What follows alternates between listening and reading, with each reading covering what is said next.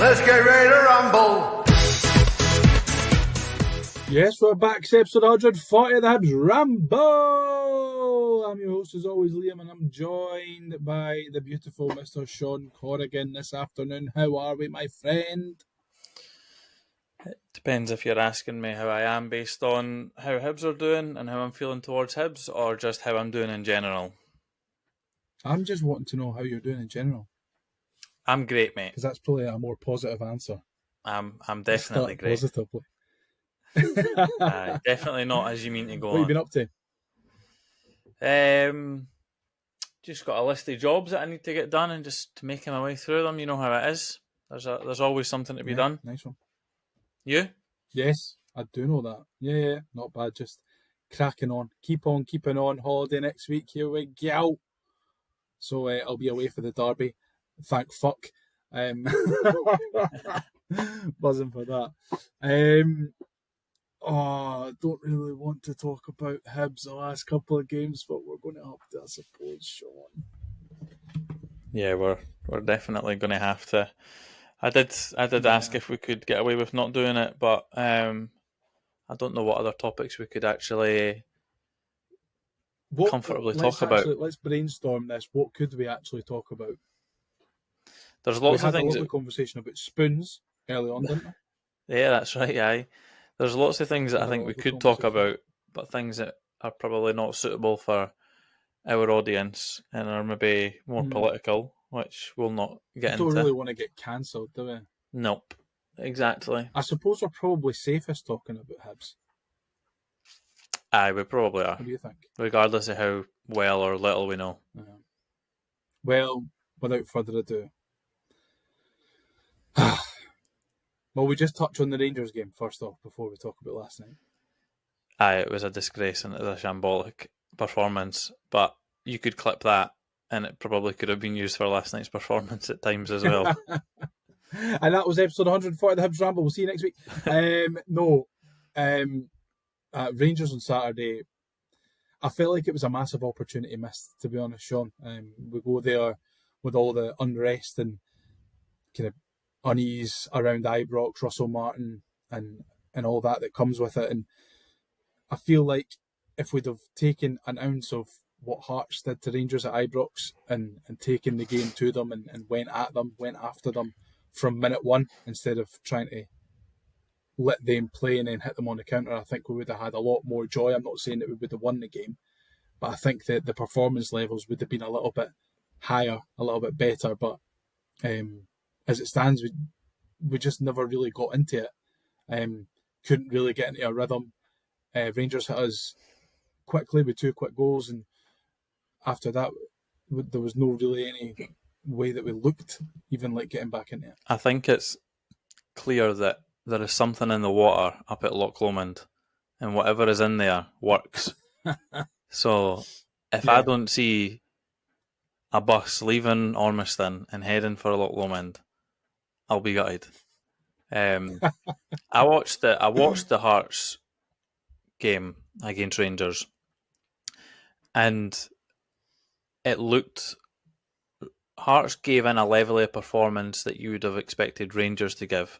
They just looked like polar opposites. Like Hearts hadn't won there since like 2014 or something like that. Yeah. And what I was impressed with, which I've actually not seen that much from Hearts a lot this season, because I don't actually think they've been that great. They've just been able to grind out results and pick up victories, which, listen, I would much rather we were doing that. And I'm not, putting any slight on it. But what they done well, and what I then thought we would do, because we would have watched the tapes of that game, is we nullified the back 3, 4, 5, or they did, of Rangers, and pressed them very, very high and put them under a lot of pressure and a lot of intense pressure throughout the whole match. Yep. Obviously, Shankland isn't the one that's able to do that, but he had the bodies round them that were able to do that, and that put Rangers on the back foot from the off. And they looked very, very shaky, and by doing that, it turned Ibrox very toxic, which at the minute is, very easy to do. And it just looked like that when Rangers did get past the press, they just didn't have any idea about what they wanted to do regarding their shape, regarding their phases of play, breaking it. Once they broke the line, they just looked like they didn't have any ideas about where they wanted to do and or what they wanted to do, sorry. So I thought that we would go into that game with a very similar game plan, considering the attackers that we have and the threat that we can pose with the pace that we've got. And I thought we would have done that.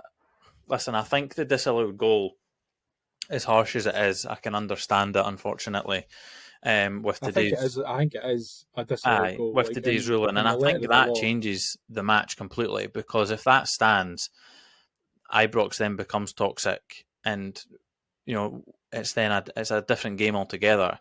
But I think that goal then getting disallowed gives the Rangers players and the fans maybe a wee bit of a boost. And listen, as soon as I seen that Nico Raskin was back in the side, I just knew it was set up for him to end up being man of the match, and obviously that's what's happened. It's just unfortunate that not just the Rangers game there, pretty much most of, if not all, the games that we have played this season, we've just looked like at times we've been very, very toothless, very similar to how we started the season last year. And I don't want to say like it's becoming a bit of a trend, but 6 or so games would suggest that it is, especially with the conceding between the 40th and the 50th minute. And a lot of the goals, again, very similar to last year, were just poor, and not necessarily individual errors, but just lack of concentration and lack of shape from our defenders. And there's a lot of strong individuals that we had last season that, other than a couple of European games that we've had, in league games, they've been very, very poor. I don't think there's been many standouts from a league performance perspective. There's been maybe 2 or 3, but the vast majority of the core that David Gray seems to be relying on at the minute just aren't up to standard for either where they need to be or where they were last year. And that, for me, is the frustrating thing. Yeah. I mean, you spoke there about Rangers kind of being devoid of ideas after beating the press of Hearts. I felt like that on Saturday they were kind of similar. Although we weren't pressing, when they got higher up the park, they were devoid of ideas. And I thought that for the first half at least, or for the most of the first half, we were able to contain them pretty well, and we defended pretty well. But just it was the lack of urgency and the lack of trying to get defence to attack that really irked me, to be honest. If you can't get up for a game at Ibrox against a Rangers side who are really toiling, you've got a real good chance of not only beating but turning the crowd on them and everything that comes with that, and a bigger Hibs support in the corner. I don't understand what was said to them to end up playing like that, but I suppose it is what it is. Moving on to Falkirk last night, Shaun, I thought that the urgency and everything that wasn't there at Ibrox certainly didn't appear in the first 15-20 minutes or so at the Falkirk Stadium last night. The manager made changes, but I mean, did you see much of a difference in terms of performance until we got the penalty? No, I didn't. I was very concerned about how easily Falkirk were getting in behind our left-hand side. Now, I understand that Nicky Cadden is definitely a lot better going forward than he is going back and defensively, but I was just surprised at how often he got beat and got in behind. And then even then, when Falkirk got in behind him, it just seemed like Jordan Abita wasn't there to support or cover him anywhere near as much as he needed to be. Now, normally going down our right-hand side to Chris Cadden is where we're at our weakest, and normally down the left we're at our strongest, whether it's Obita or Iredale in there with Nicky Cadden. But it just seemed last night that every time they went down their right-hand side and our left, they got in, and then there seemed to constantly be a mix-up of the back three either not talking and not communicating regarding when they're stepping up and when they're not, or when it came to picking up their men. Rocky and obviously or in particular. And for me, that's frustrating because we've seen a lot of that last year as well. And it was just concerning that, yes, Falkirk are a side who are probably a breath of fresh air in regards to a side that are coming up when you compare it to like the type of football that Livingston would play, for example. But I would still expect us with a back five to comfortably be able to defend against them and not for them to get in behind anywhere near as much. It wasn't as if Nicky was getting caught way up the park. It was like they were winning the ball either through a transition or in the middle of the park, and we were in a relatively good shape, and yet they could still get in behind, which just wasn't great. It wasn't a great watch. Yeah, my gripe. I've got a real gripe with Obita and Cadden playing in the same team at the same time. It doesn't work. For me, it doesn't work. Obita's not a left centre half. If it was me in charge, I'd have Obita out left wing back, and you bring in Iredale or you bring in Hanley for left centre back. I think Nicky Cadden needs a prolonged period out of the team. I thought that he gave the ball away. Has he not already so had that often last already night. this Listen season, up, though? You know me. No, he needs it again. Because you know me, I'm not one for hammering players and getting on at players, but Nicky, he put in a few decent balls last night. None of them came to anything, mind, apart from the penalty. But he's not hitting the levels that he was last season, and I'm not too sure what's causing that. If it's a change in formation of what's ahead of him, or playing with Obita behind him rather than Iredale. I think at the moment we need to cover ourselves defensively, and Obita gives us more defensively in that position, and Iredale or Hanley gives us more defensively than Obita does where he's currently playing right now. I think it's madness that he's continuing to play Obita in that centre half role because for me it just doesn't fit. Yeah, Nicky for me gave the ball away far too much, far too often last night, and Chris Cadden did the exact same when he came on. He didn't really add much. I hate to be negative because it's the opposite of what I am and what I believe in, but I just felt like there was no great performances last night. The thing that frustrates me the most anywhere on the pitch, and obviously this is a far cry from what our podcasts were 4 or 5 episodes ago, but realistically that's football. Our performances have maybe not been there throughout the course of this season, but at times we were able to get the results. We didn't win a European tie at home, but we were that good from a performance level away that we were able to get through, around. I just don't see what's changed from that though, because it seems like it's a completely different philosophy and a completely different approach to wanting to play the game. It's now sit off. The European ties, get after teams. I personally, anyway, didn't see much of a philosophy or a way of playing. Obviously, Jamie McGrath, Josh Mulligan, and that have had a great start to their Hibs career.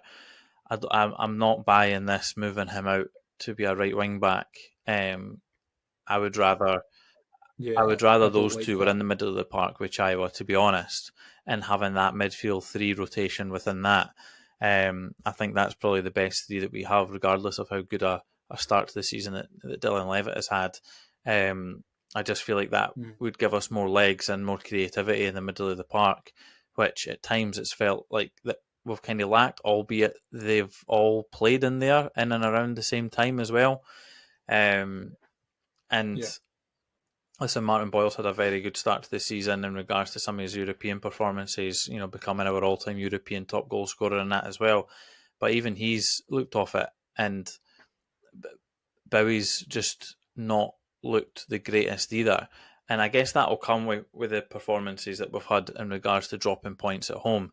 It's just very concerning that I don't like the start of David Gray's interview last night was, I don't want to sound like I'm repeating myself here. We heard that a lot last season. And that's exactly what Yeah, we and heard. I At don't the want start that of to last happen season, again, because what frustrated me the most is, albeit we'd dropped points in our 2 previous home league games, and obviously we've drawn them, we're still not being beat. So there is a positive to take out of it.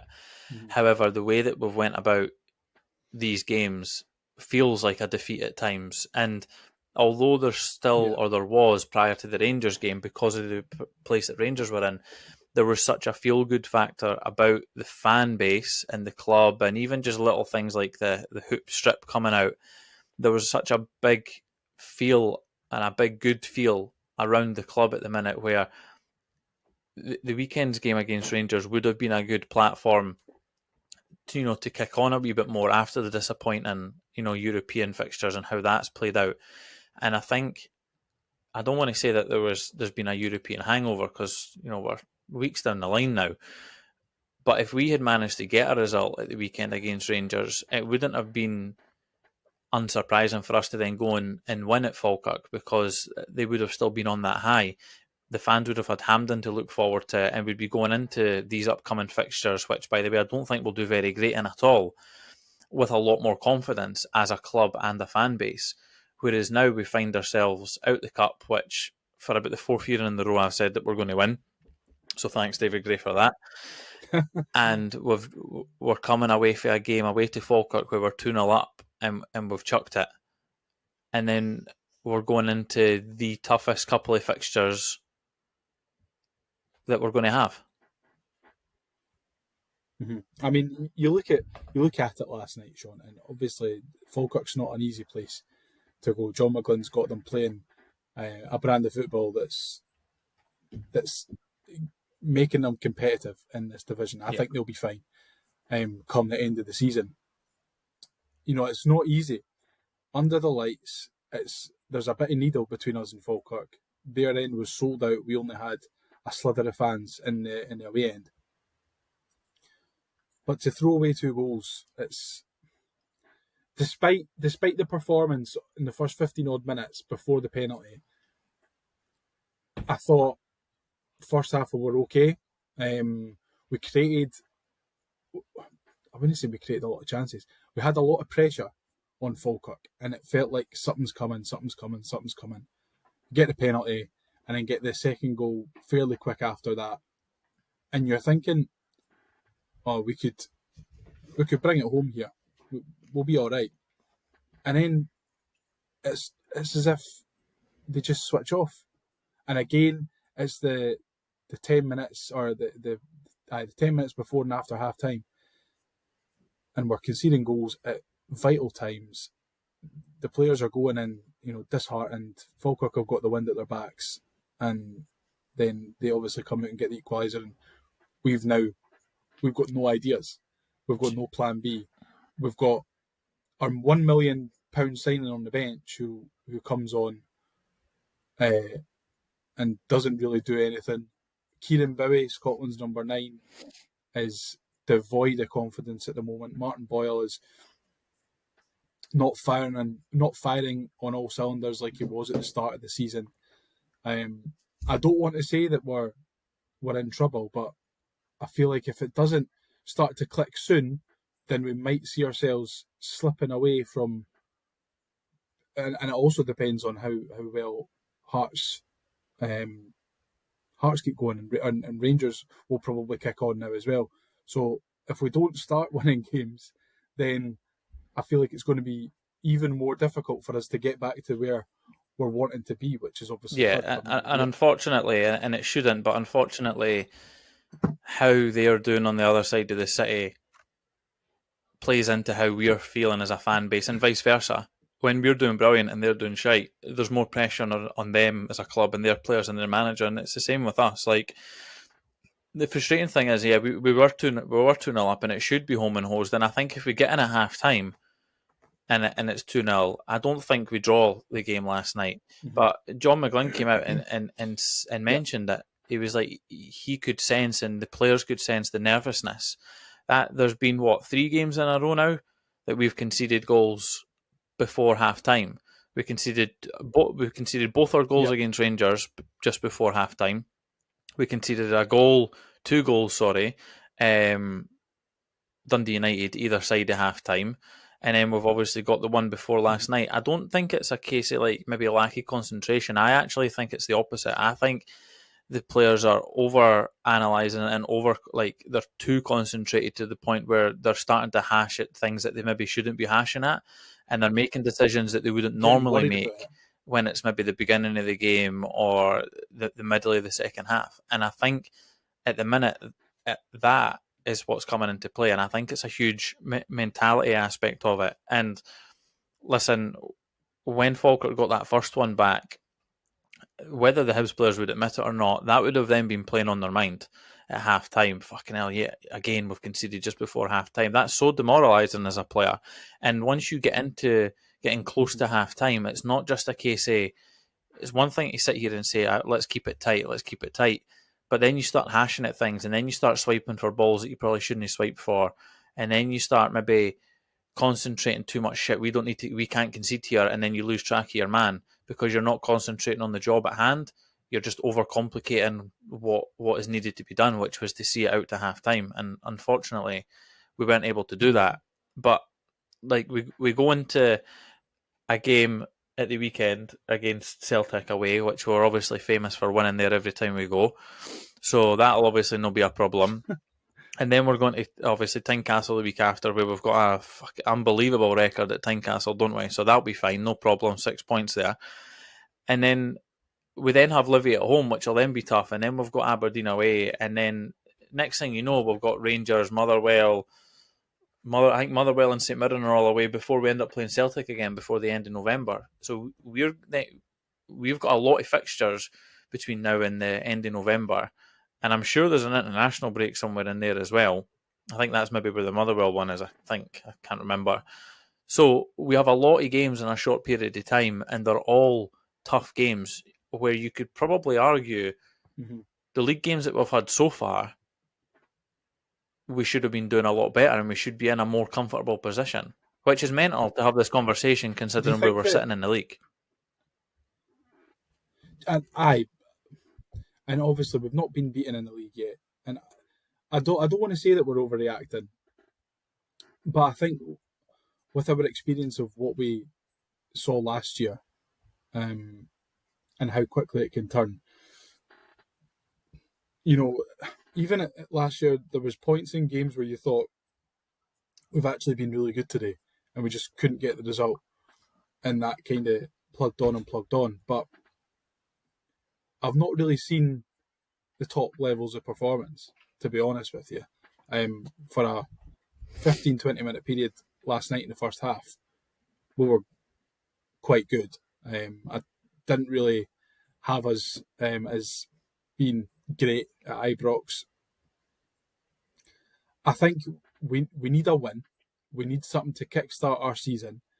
And you can look at Celtic and Hearts away as being the worst couple of fixtures that you can think of when we're needing a win. Or you can flip the coin on its head and think, well, if we can go to Celtic Park and put in a good performance, regardless of result, a result would be great, but regardless of the result, if we can put in a performance and something to build on, and then hopefully build on it in the derby, and if we get a result in the derby, or we get a result in either of those games, I feel like it could kickstart our season. Yeah, and listen, you said about overreacting, and like I agree. I don't think that we are. I think when you look at when you analyse the information that we have, it's only natural to then compare it to what was happening last season and the fears that we had at this point last season, or all the way up until the end of November last season. So it's not like it's a case of, it'll all be fine, like it'll all work out like it did last season. We're sitting in a position at the minute where, what are we, fourth? Is it fourth? Yeah, we're fourth. Fourth, yeah. But I would probably argue that, and obviously games aren't won on paper, we've had 3 league games at home against sides that we should be finishing above in the league. Kilmarnock, 2-0 up. We chuck that league, that lead. St Mirren, obviously notoriously tough to play against, home and away for us. We get a draw there, fine, cool. I can kind of accept that. But again, it's still a side that we should be finishing above in the league and that we should be aiming to win at home. And then we play Dundee United at home, under the lights, 105th anniversary strip, everything about it, gearing it up for it being a huge game. They end up with 10 men, and we obviously concede goals either side at half-time, and we end up drawing that game as well. And obviously we do well to come back into that game, don't get me wrong. It shows a bit of fight and a bit of bottle, but again, it's a game at home that we should be winning. And then regardless of how good Falkirk have been in the brand of football that they play, before last night, like, they were still sitting, second bottom, third bottom or something like that, regardless of how good their brand of football has been since coming back up.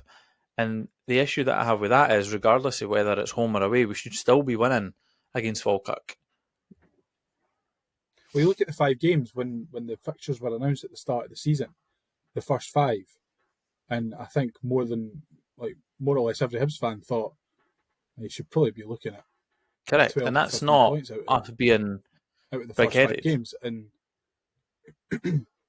I mean, that's with all due respect. I mean, you're looking at that. Kilmarnock finished bottom 6 last year. Falkirk recently up. St Mirren finished top 6, but again, like you said, they're a team that, if we're looking to get back to third and maybe even do even more, then it's a team that you've just simply got to beat. Dundee United obviously finished top 6, but we had a relatively good record against them last season. It's just like, come on, eh? But like you said, the upcoming fixtures could go either way. Like, we could go to Celtic Park and get trounced, or we could go to Celtic Park, who, listen, Celtic haven't been the greatest. Obviously, they had a very good result against Partick Thistle, but that's to be expected. They're not in too great shape either. Like, their fans are calling for their boards, the board's head once again, because they've got 120 million sitting in the bank. So it's not without the realms of possibility that we could go to Celtic Park and potentially put in a performance. It's whether we can get a result or not, which obviously is something that we've not really been able to do. But then if we can do that, that could be the springboard to take us into the derby, which obviously anything could happen. Like I said earlier on, I've watched a fair amount of Hearts just with them being on the TV in the games that they've had this season, and I don't think they've been great. They've obviously, up until the game at Ibrox, they'd conceded in every game, and a lot of their goals were very sloppy. So they are there to be got at, but unfortunately for us, at the minute, a lot of things are going right for them in regards to getting late goals and scoring late on, which on the flip side, we're obviously doing the opposite, and we're conceding at the wrong times. No, we are. But we talk about a couple of positive moments from. Yeah, if there is, I'm happily. Change the record a wee bit. Well, the penalty, the penalty I wanted to talk to you about. When I saw it initially, I thought no penalty. Don't think it's a pen. I've seen it back.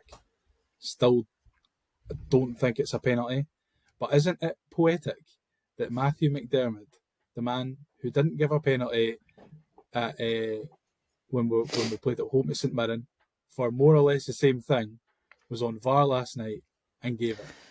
Yeah, fine margins in football, because obviously the VAR review has came out and said that absolutely 100% should have been a penalty at home against St Mirren. And we're hanging on to it, mate, when you've drawn 3 league home games, and the St Mirren one was the second one. If we win that, I can't remember who we were playing after it. Excuse me, but like I said, it's fine margins. If that gets given, yes, we still need to score it, which is fine. I understand that, but then we go in to the Dundee United game off the back of an international break, maybe a little bit more upbeat, because we've got those 3 points and we're closer to Celtic and we're closer to Hearts and see the penalty we got against Dundee United. Whether it is or isn't a penalty, I don't think that gets given if the St Mirren one is given the game before. I think, and I completely agree with you. Whether you want to call it a conspiracy and or I think what, that was given because that was given 100%. I was at work and I was watching the game, saw the decision, and I went, "That's never a penalty," but they will give it because the VAR review has came out and said that that St Mirren one should have been given, and we've lost out. So they are trying to even things out, and they're going to give us that. But yeah, it's very poetic that he was on VAR. I actually didn't know until you said just now that he was on VAR. I'm not surprised that the penalty was given, if I'm honest. I think it is a bit of a shambles. The handball rule is it's a just collective. The way that the game's going now. That's... But listen, his arm is in a position where, where else is he really meant to put it? But it is up and away from his body. So by the letter of the law, I can understand it, and I would be just as understanding if it was the other way. I still think it's a shit decision, and I don't think it probably should have been given. But listen, you want to get all the luck you can, and we didn't get the luck against St Mirren, so therefore we've got it against Dundee United, and we've got it against Falkirk, and yet we've still not been able to get the 3 points in either of those games. So listen, it's down to our own level of performance, regardless of how much help or non-help we get from officials. And like you say, we've still got to score it once the penalty's been given, and I thought that it wasn't a great penalty, but it goes in. I mean, any penalty that goes in is a great penalty when you think about it like that. But Martin Boyle stepped up to take it after missing a really bad one-on-one just maybe 5 minutes or so before. So good for Boyle to get on the score sheet, but it was the second goal really that we can talk more positively about. Really, really good work from Jamie McGrath inside the box, twisting, turning, and a real good finish to boot. Something that probably we've started to expect from Jamie McGrath. I know he's not scored many goals like that, but he's certainly got the quality, and it was on show. Yeah, he's obviously there's a lot of, whether you want to just justify it or not, hate towards Josh Campbell for what he does or doesn't bring to the side, but having Jamie McGrath instead of him in that position, in that further ahead position of the midfield three, is an upgrade. I think he gives us so much more. He does, mate. He does. And listen, Josh Campbell has in recent seasons done very, very well at arriving late and being in the box and finding himself in a good position, and that's a great quality to have. And obviously, his off the ball work is rated by pretty much every single manager that he's worked under, hence why he gets the minutes he gets. But I think having a player of McGrath's quality is such an upgrade in that position, and to see him score that goal was fantastic. It was a really, really good goal. It was like a BTEC Hal Robson Canu Wales against, what was it, Belgium in the Euros all those years ago.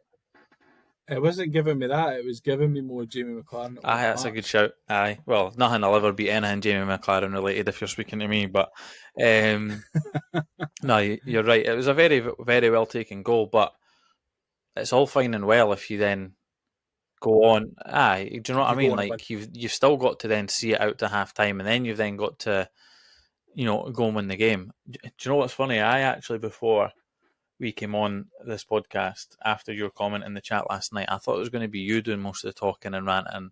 I didn't realise I had so much to get off my chest. I can't even remember what I put in the group chat. That you're so close to a generational head loss. What did I put in?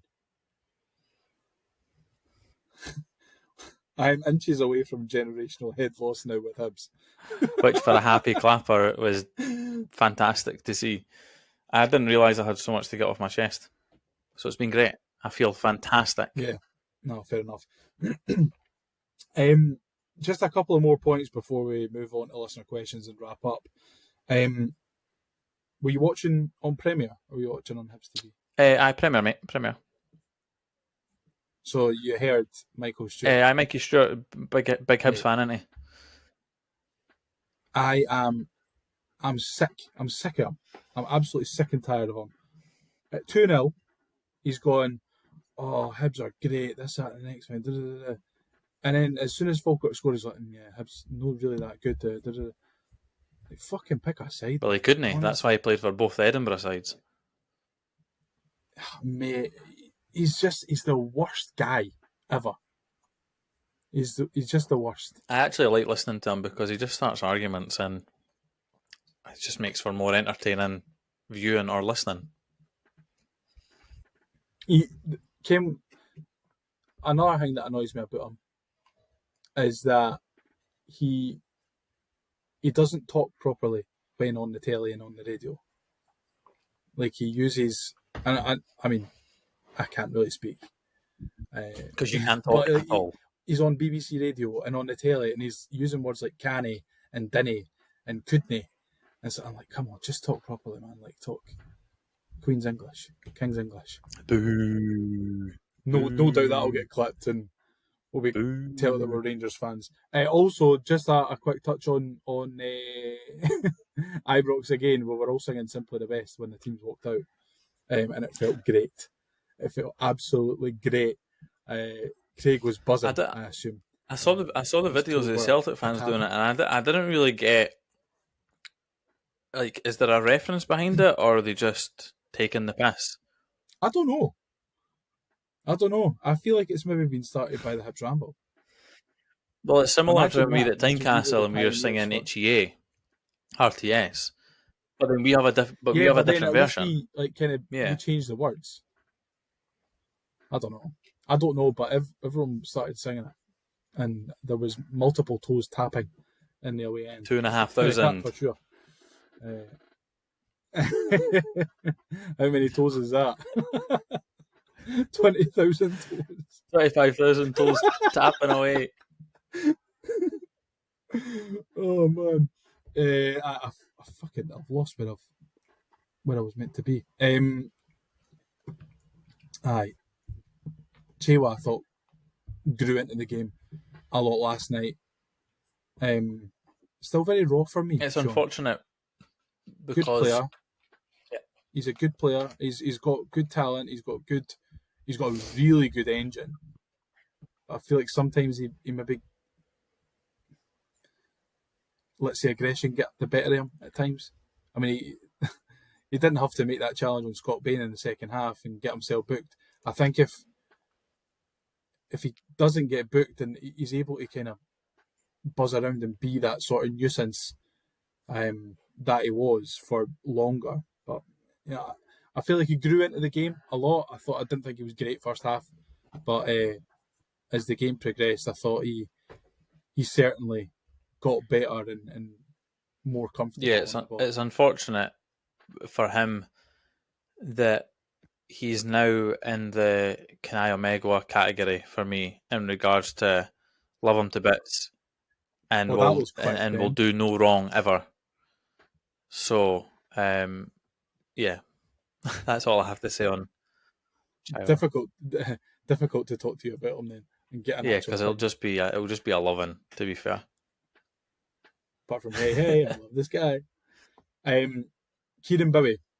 His yellow card was a disgrace, by the way. Yeah, that was the one thing that I agreed with Michael Stewart on, to be honest. I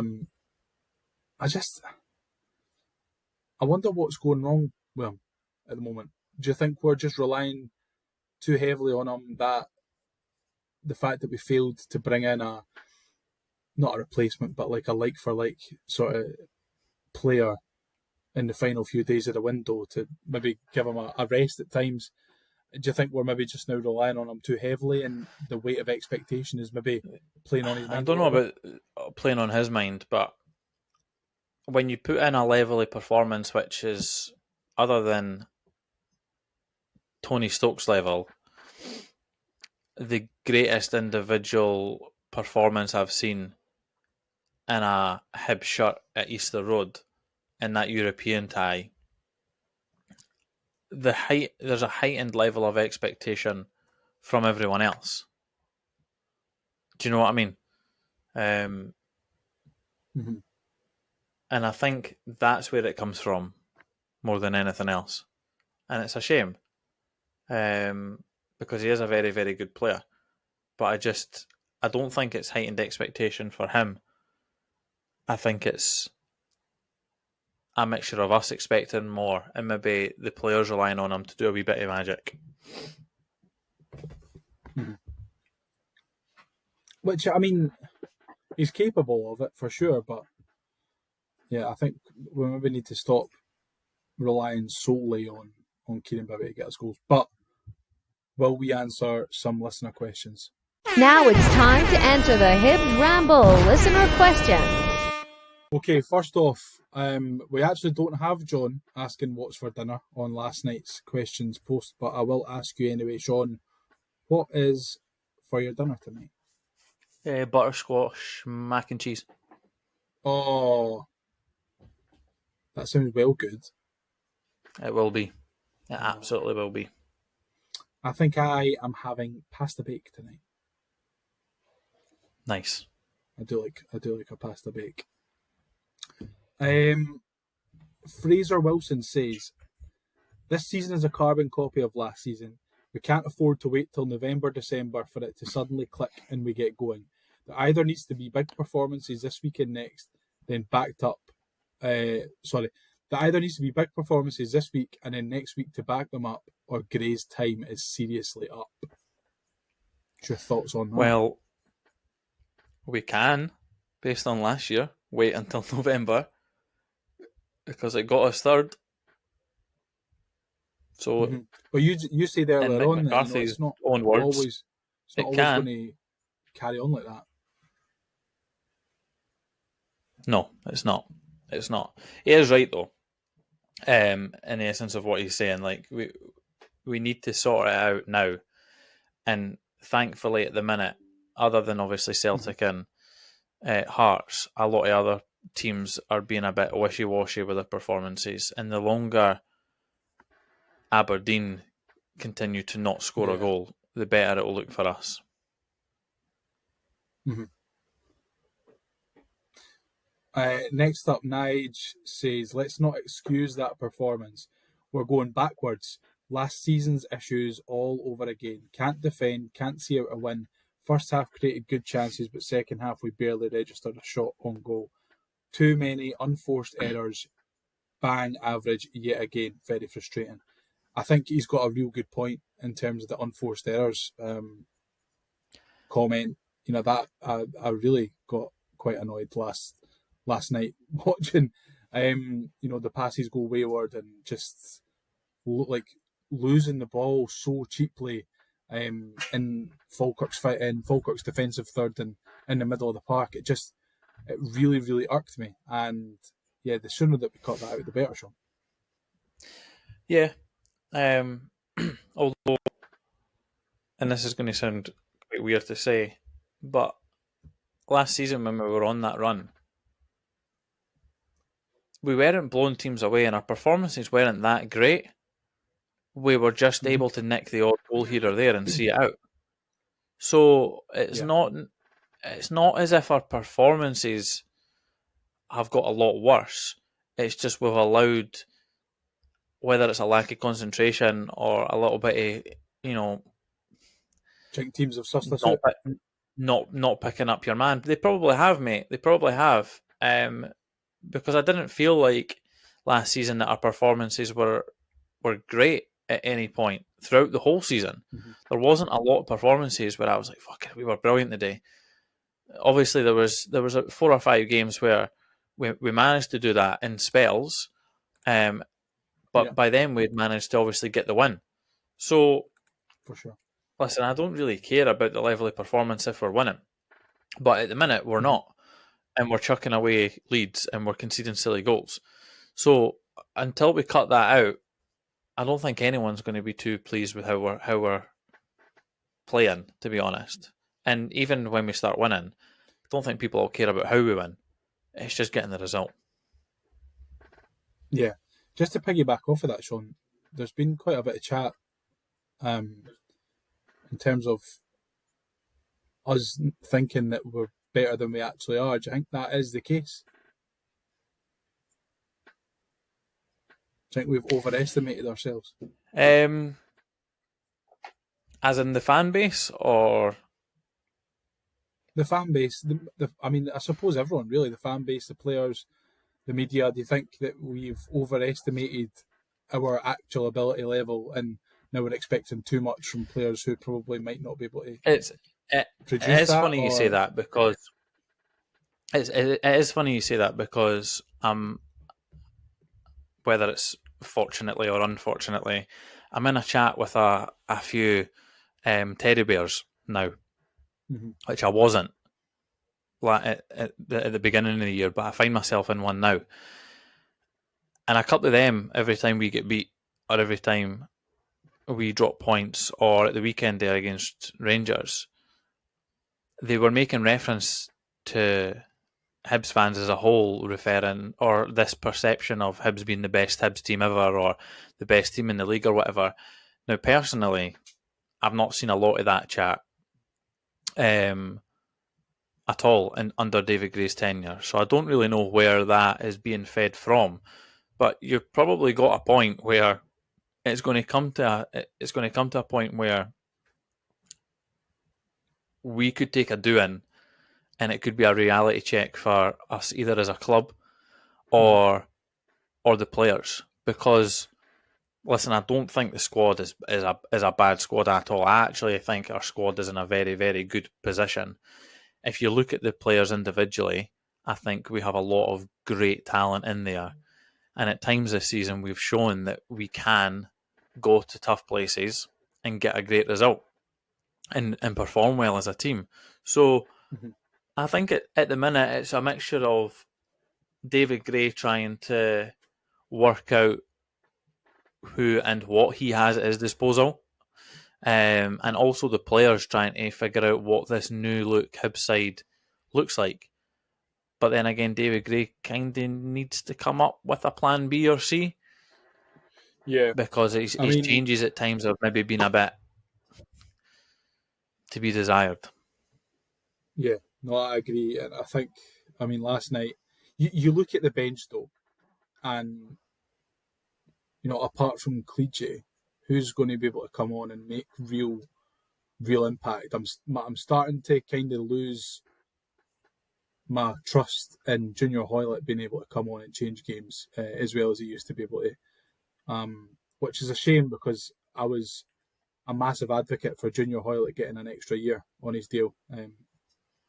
Hopefully he can turn that round, but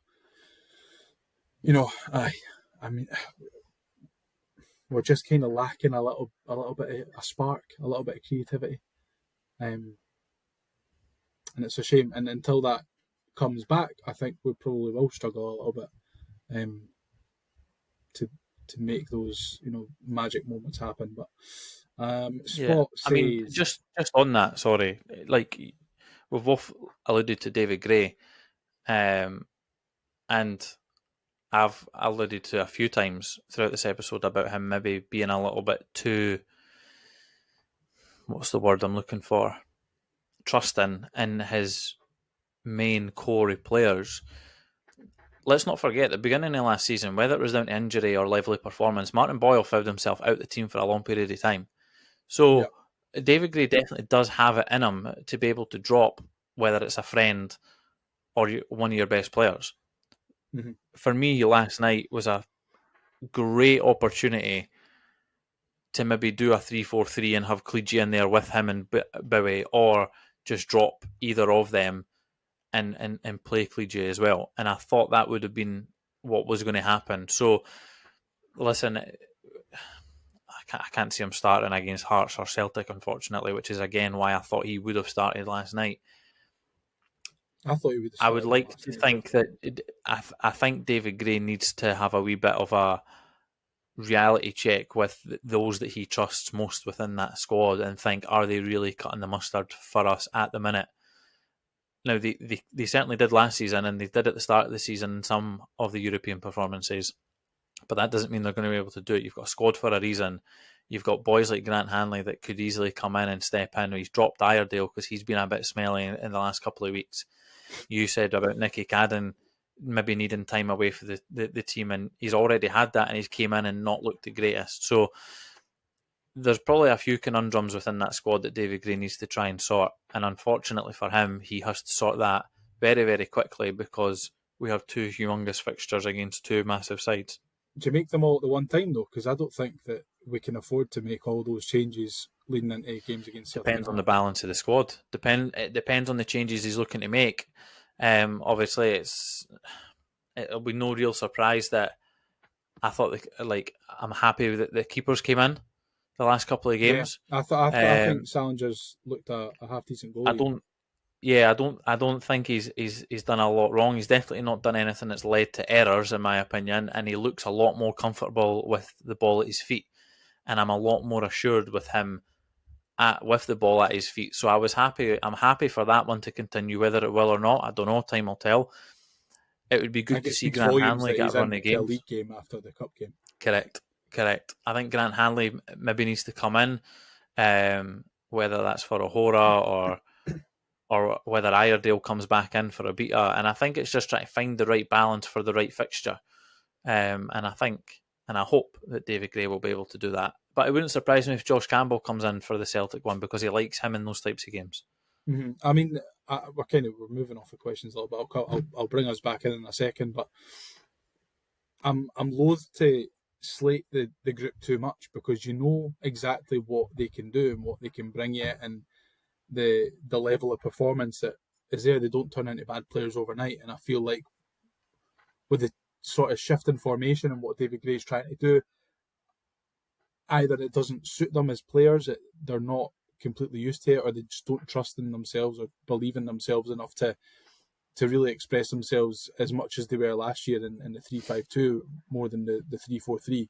But I think it will click.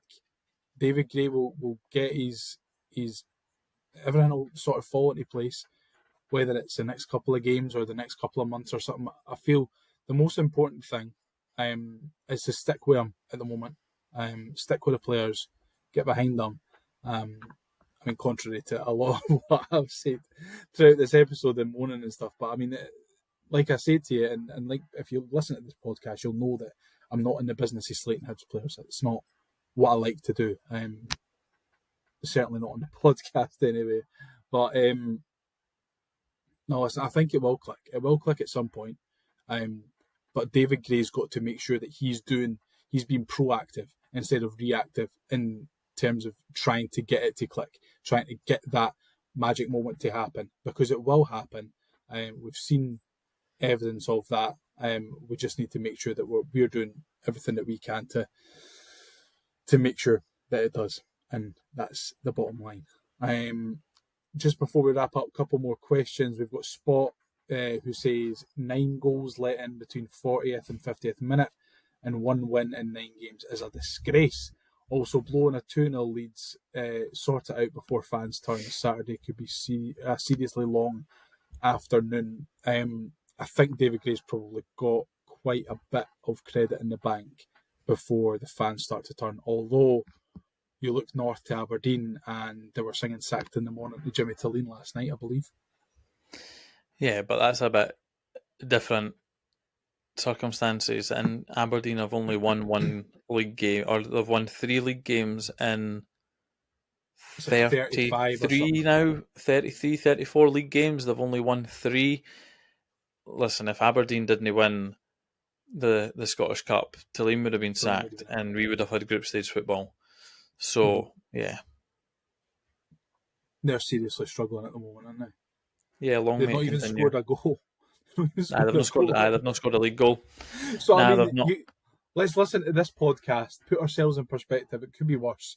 You could be supporting Aberdeen and not even have a goal to celebrate, never mind winning games. Would you take 3 league wins in 35 if it meant David Gray won us the Scottish Cup in May? Oh, from now? So 2 more. Because you would. You absolutely would. Yeah.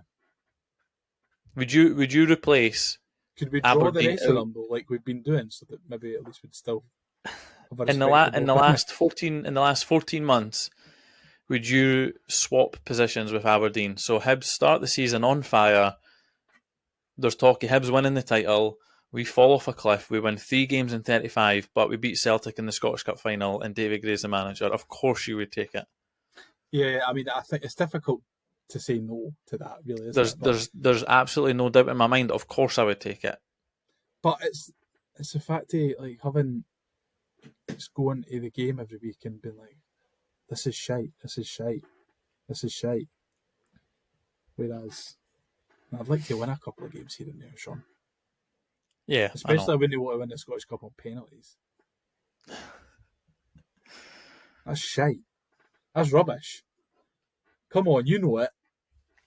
Winning the Scottish Cup on penalties would be fantastic because it would mean we'd won the No, Scottish Cup. No, it wouldn't. It would. It would be the last option that you would have. Like, you wouldn't want to win it on penalties. If you were guaranteed to win the Scottish Cup and you knew it before kick-off, would you rather win? You'd be 3-0 up at half-time or win on penalties? And you know pre-kick-off. So the two circumstances are you're 3-0 up to Celtic at half-time in the Scottish Cup and it finishes 3-0. Your other scenario is you score an 89th minute goal to take it to extra time, and then you go on to win it in penalties. And you knew pre-match that you were winning. Of course, you're picking the penalties. No, I meant like the way that Aberdeen won it, like nothing each. Was it nothing each that game? No, they scored. It was 1-1. Was it 1-0? Yeah, they scored late on. Don't think it was as late as the 89th minute, but it was definitely late on. Ignore everything that I've said then. So you would rather penalties? Yeah, in that case, probably. Yeah, I thought so. I thought it was nothing each for some reason. No, they scored because I remember seeing a limbs. Just trying to find out where it is. But while you're trying to do that, our last questions come from Hibs Boy 1875, who's asked 2 questions. The first is, what the fuck is going on? Hopefully we've kind of covered that so far in the episode. And the second one is, does the team need a bonding cold swim in the River Forth? Absolutely. Absolutely. Maybe need a wee day out at like Deep Sea World or something. I've already said that it clearly works wonders, so let's get it done. Do you not think, see, when I saw that, like, this is kind of going off topic a little bit. Well, not really, but when I saw that the Rangers team went to Loch Lomond and like did a cold water swim and stuff, kind of reminded me at the times like where Lee Johnson would get snipers into training. Was it at Hibs he did that, or was it a different club that he did that? He got definitely a different club. Trained snipers in to talk about like clinical nature and stuff like that. Like, that's just got Lee Johnson written all over it. That taking the team to Loch Lomond for a cold water swim. A lot of what Russell Martin says reminds me of Lee Johnson. He's just not got the patter. No, and I would probably argue that one's a far better manager.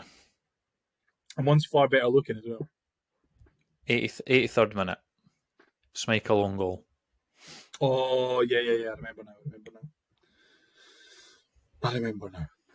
Well, that does wonders for the quality of this podcast, doesn't it? Me talking about the 0-0 Scottish Cup final that never happened. Correct. So I know what I would rather have. Yeah, fair dues. Right, it feels like a good place to wrap up then before we start talking more shite and waste everyone's time again. I would like to know everyone's answer to those 2 scenarios though. One, would you swap everything that has happened to Hibs in the last 14 months for everything that's happened to Aberdeen and be in the same position as them, currently bottom of the league, but won a Scottish Cup and European group stage football? So there's one scenario. And the other scenario is, would you rather have beat Celtic 3-0 up at half-time in the Scottish Cup final in May? Or would you rather score a late goal, take it to extra time and beat them on penalties? Yeah, fair enough. Well, thank you for that, Shaun. Cheers for joining me today.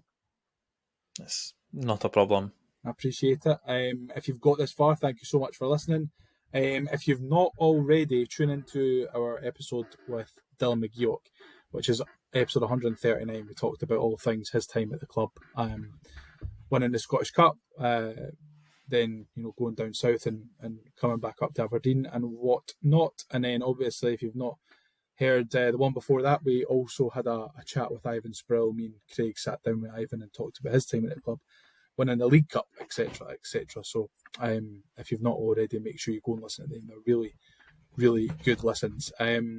Get us on the socials. We're at the Hibs Ramble on all of our socials, on TikTok, on Instagram, Facebook, Twitter, etc., etc. And now all that's left for me to say is that I'm away on holiday next week, for the next couple of weeks. So I'll not be here. Hopefully Shaun will be able to hold down the fort, and everything won't look disgraceful. I'll try fine, and it'll look fine. Very, very best. However, the one last thing from me is if anyone has this shirt in a 40-42 or a 42-44 and would like a 38-40, which is a medium, let me know, because your boys put on a wee bit of beef and this doesn't fit them anymore. Well, for the benefit of our audio listeners, it is the 1991? Nope, 89-91 away. 89-91 away shirt. The white Adidas with the green sleeves, and the Frank Graham Group sponsor. So if you're on the Apple or Spotify and you haven't seen what shirt Shaun is holding up, that's the one. Yes, thanks again, Shaun. Thanks for listening, and we'll catch you, or Shaun will catch you, after the Celtic game. Bye. Let's get ready to rumble.